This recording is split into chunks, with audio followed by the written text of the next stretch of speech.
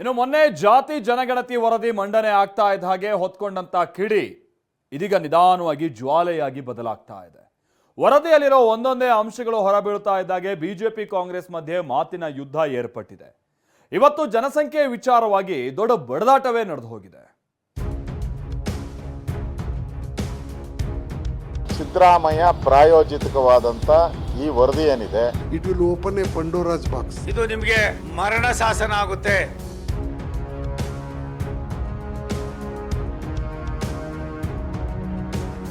ಯುದ್ಧ, ರಾಜ್ಯ ರಾಜಕೀಯದಲ್ಲಿ ಜಾತಿ ಯುದ್ಧ.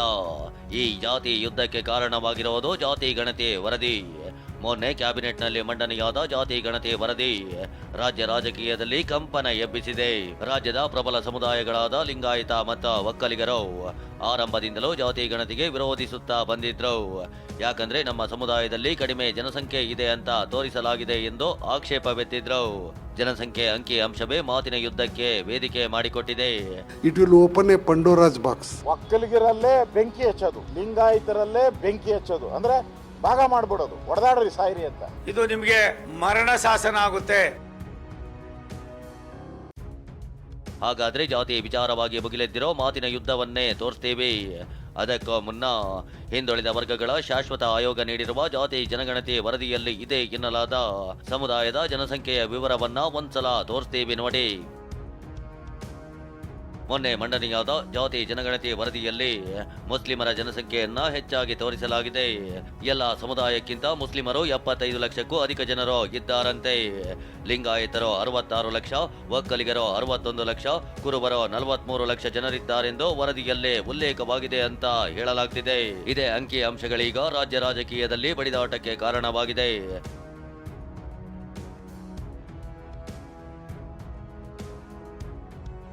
ರಾಜ್ಯ ರಾಜಕೀಯದಲ್ಲಿ ಕಂಪನ ಎಬ್ಬಿಸಿದ ಜಾತಿ ಜನಗಣತಿ ವರದಿ. ಜಾತಿಗಳ ಮಧ್ಯೆ ಬೆಂಕಿ ಎಂದು ಆರ್ ಅಶೋಕ್ ಸಿಡಿಮಿಡಿ. ಎಲ್ಲ ಸಮುದಾಯಕ್ಕೂ ನ್ಯಾಯ ಎಂದು ಡಿಕೆ ಶಿವಕುಮಾರ್ ಡಿಚ್ಚಿ. ಜಾತಿ ಜನಗಣತಿ ವರದಿ ಸಮರ್ಪಕವಾಗಿ ಮಾಡಿಲ್ಲ, ಅವೈಜ್ಞಾನಿಕವಾಗಿದೆ ಅಂತ ಗಂಭೀರ ಆರೋಪ ಮಾಡಿರೋ ವಿಪಕ್ಷ ನಾಯಕ ಆರ್ ಅಶೋಕ್ ಸರ್ಕಾರದ ವಿರುದ್ಧ ಕಿಡಿಕಾರಿದ್ದಾರೆ. ಜಾತಿಗಳ ಮಧ್ಯೆ ಬೆಂಕಿ ಹಚ್ಚೋ ಕೆಲಸ ಮಾಡಿದ್ದಾರೆ ಅಂತ ಆರೋಪಿಸಿದ್ದಾರೆ. ಇದಕ್ಕೆ ಪಂಚ್ ಕೊಟ್ಟಿರೋ ಡಿಕೆ ಎಲ್ಲರಿಗೂ ನ್ಯಾಯ ಒದಗಿಸೋ ಕೆಲಸ ಮಾಡ್ತೀವಿ ಅಂತ ಕೌಂಟರ್ ಕೊಟ್ಟಿದ್ದಾರೆ. ಆದ್ರೆ ಅದೆಲ್ಲ ವೋಟ್ ಬ್ಯಾಂಕ್ ಆಗಿ ಅಂತ ಪ್ರಹ್ಲಾದ್ ಜೋಶಿ ತಿವಿದಿದ್ದಾರೆ. ಈ ಜಾತಿ ಗಣತಿ ಏನಿದೆ, ಇದು ಜಾತಿಗಳನ್ನ ಹೊಡೆಯುವಂಥದ್ದು. ಜಾತಿ ಅಂದ್ರೆ ಧರ್ಮಗಳನ್ನ ಹೊಡೆಯೋದಲ್ಲ, ಇದು ಒಕ್ಕಲಿಗರಲ್ಲೇ ಬೆಂಕಿ ಹಚ್ಚೋದು, ಲಿಂಗಾಯತರಲ್ಲೇ ಬೆಂಕಿ ಹಚ್ಚೋದು, ಅಂದ್ರೆ ಭಾಗ ಮಾಡ್ಬಿಡೋದು, ಹೊಡೆದಾಡ್ರಿ ಸಾಯಿರಿ ಅಂತ. ಅವ್ರವ್ರ ಸಮಾಜ ಅವ್ರ ರಕ್ಷಣೆ ಮಾಡ್ಕೊಳಕ್ಕೆ ಮಾಡ್ತಾ, ಅದಕ್ಕೆ ನಾವ್ಯಾಕೆ ಅದಕ್ಕೆ ಟೀಕೆ ಮಾಡಕ್ ಹೋಗೋಣ, ಚರ್ಚೆ ಮಾಡಕ್ ಹೋಗೋಣ. ಅವ್ರವ್ರ ಹಕ್ಕು ಪ್ರಜಾಪ್ರಭುತ್ವ ವ್ಯವಸ್ಥೆಯಲ್ಲಿ, ಸಂವಿಧಾನದ ವ್ಯವಸ್ಥೆಯಲ್ಲಿ ಎಲ್ಲರಿಗೂ ಕೂಡ ಹಕ್ಕನ್ನ ಕೊಟ್ಟಿದ್ದೀವಿ. ಅವ್ರು ಏನೇನಿದೆ ಪ್ರತಿಪಾದನೆ ಮಾಡ್ಲಿ, ಅದರಲ್ಲಿ ನಾವ್ ಯಾರು ಅಪೇಕ್ಷೆ ಪಡೋದಿಲ್ಲ. ಎಲ್ಲರಿಗೂ ನ್ಯಾಯ ಕೊಡಿಸ್ಬೇಕಾದ್ದು ನಮ್ಮ ಡ್ಯೂಟಿ. ನನ್ನ ಧ್ವನಿ, ನನ್ನ ದೇಹ, ನನ್ನ ಉದ್ದೇಶ, ನನ್ನ ಪದ್ಧತಿ, ನನ್ನ ಸಂಕಲ್ಪ. ಸಮಾಜಕ್ಕೆ ಕಲ್ಯಾಣ ಆಗ್ಬೇಕು ಅಂತ ಅವ್ರು ವಿಚಾರ ಮಾಡ್ತಾ ಇಲ್ಲ. ಇದನ್ನ ಜಾತಿಯ ಸಮೀಕ್ಷೆಯನ್ನ ರಾಜಕಾರಣಕ್ಕೆ ಉಪಯೋಗ ಮಾಡಿ ನಮಗೆ ಇದರಿಂದ ವೋಟ್ ಬ್ಯಾಂಕ್ ಜಾಸ್ತಿ ಹೆಂಗ್ ಮಾಡ್ಬೇಕು ಅನ್ನೋದು ವಿಚಾರ ಮಾಡ್ತಾ ಇದ್ದಾರೆ. ಅದಕ್ಕಾಗಿ ಸಮಸ್ಯೆ ಆಗಿದೆ. ಜಾತಿಗಳನ್ನ ಭಾಗ ಮಾಡಿದ್ದಾರೆಂದ ಅಶೋಕ್ ಸ್ಪಷ್ಟನೆ ಕೊಟ್ಟ ಎಂಬಿ ಪಾಟೀಲ್. ಇದರಲ್ಲಿ ವರದಿಯಲ್ಲಿ ಕ್ಲಿಯರ್ ಆಗಿ ಇದೆ, ಜಾತಿ ಏನು ಮಾಡಿದ್ದಾರೆ, ಇದರಲ್ಲಿ ಡಿವೈಡ್ ಮಾಡಿದ್ದಾರೆ. ಒಕ್ಕಲಿಗರನ್ನೆಲ್ಲ ಡಿವೈಡ್, ವೀರಶೈವ ಲಿಂಗಾಯತರು ಅಂತ ಇರೋದು. ಶಿವನ್ನ ಮತ್ತು ಇದನ್ನ ಭಾಗ ಮಾಡಿಬಿಟ್ರು. ಲಿಂಗಾಯತರಲ್ಲಿ ಇವತ್ತು ದಿವಸ ವಿಶೇಷವಾಗಿ ಏನಾಗಿದೆ, ಭಾಳಷ್ಟು ಸಮುದಾಯಗಳು ಅವು ನಮೂದನೆ ಮಾಡೋದಿಗೆ ಕಾಸ್ಟ್ ಮಾಡೋದ್ರಲ್ಲಿ ಮೀಸಲಾತಿ ಸಲುವಾಗಿ 2A ಮತ್ತು ಸಲುವಾಗಿ ಅವ್ರೇನು ಮಾಡ್ತಾರೆ, ಹಿಂದೂ ಗಾಣಿಗ, ಹಿಂದೂ ಬಣಿಜಿಗ, ಹಿಂದೂ ಸಾಧರು ಅಂತ ಬರ್ಸಿರ್ತಾರೆ. ಆ ಜನಸಂಖ್ಯೆಯಲ್ಲಿ ಇವತ್ತು ದಿವಸ ಕಡಿಮೆ ಆಗ್ತದೆ. ಇನ್ನು ಮುಸ್ಲಿಂ ಜನಸಂಖ್ಯೆ ಹೆಚ್ಚಾಗಿದೆ ಅಂತ ತೋರಿಸಿದ್ದಾರೆ. ಇದು ಮುಸ್ಲಿಂ ಓಲೈಕೆ ವರದಿ ಅಂತ ಆರ್ ಅಶೋಕ್ ಆರೋಪಿಸಿದ್ದಾರೆ. ಈ ಆರೋಪವನ್ನ ಪರಮೇಶ್ವರ್ ತಳ್ಳಿ ಹಾಕಿದ್ದಾರೆ. ಈ ರಾಜ್ಯದಲ್ಲಿ ಮುಸ್ಲಿಮರೇ ನಂಬರ್ 1 ಅಂತ ತಯಾರು ಮಾಡಬೇಕಾದ್ರೆ ಇದರಲ್ಲಿ ಎಷ್ಟು ಕುತಂತ್ರ ಅಡಗಿದೆ. ಹಿಂಗೆ ಸಿದ್ದರಾಮಯ್ಯ ಇದ್ರೆ ಕರ್ನಾಟಕದಲ್ಲೂ ಕೂಡ ಪಾಕಿಸ್ತಾನಗಳು, ಮಿನಿ ಪಾಕಿಸ್ತಾನಗಳು ಉತ್ಪತ್ತಿ ಆಗಕ್ಕೆ ದಾರಿ ಆಗ್ತದೆ. ನೋಡಿ, ಆ ರೀತಿ ಯಾರು ಮಾಡಕ್ ಹೋಗಿಲ್ಲ. ಯಾವ ಟರ್ಮ್ಸ್ ಆಫ್ ರೆಫರೆನ್ಸ್ ಕೊಟ್ಟಿದ್ರು ಅವರಿಗೆ, ಯಾರಿಗೆ, ಬ್ಯಾಕ್ವರ್ಡ್ ಕ್ಲಾಸ್ ಕಮಿಷನ್ಗೆ, ಆ ಆಧಾರದ ಮೇಲೆ ಮಾಡಿದ್ದಾರೆ. ಈ ನಡುವೆ ವರದಿ ಬಗ್ಗೆ ಚರ್ಚೆಯಾಗಬೇಕು. ಸಂಪುಟದಲ್ಲಿ ಚರ್ಚೆಯಾದ ಬಳಿಕ ಮುಂದಿನ ನಿರ್ಧಾರ ಅನ್ನೋದು ಕೈ ನಾಯಕರ ಸಮರ್ಥನೆ.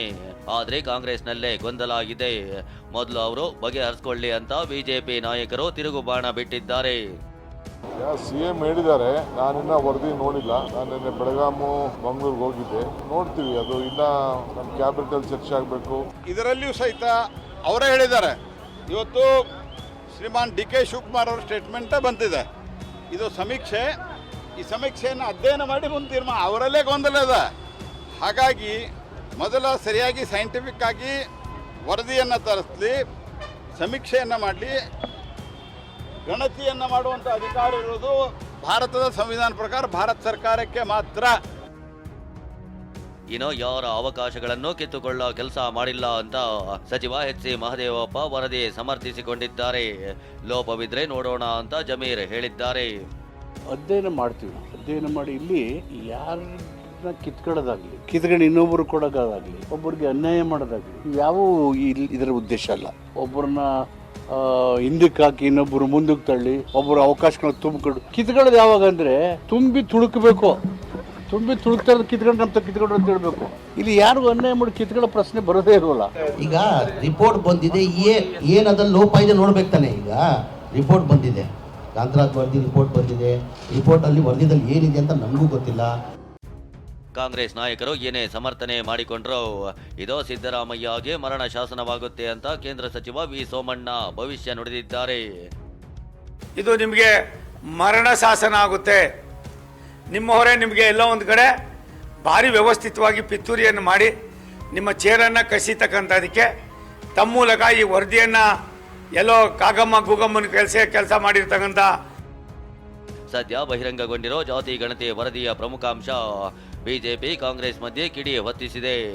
ಏಪ್ರಿಲ್ 17ಕ್ಕೆ ವರದಿ ಒಪ್ಪಿಕೊಂಡು ಸರ್ಕಾರ ಒಂದು ನಿರ್ಧಾರ ಕೈಗೊಂಡ್ರೆ ಜಾತಿ ಸಂಗ್ರಾಮ ನಡೆಯೋದು ಗ್ಯಾರಂಟಿ. Bureau report, TV9.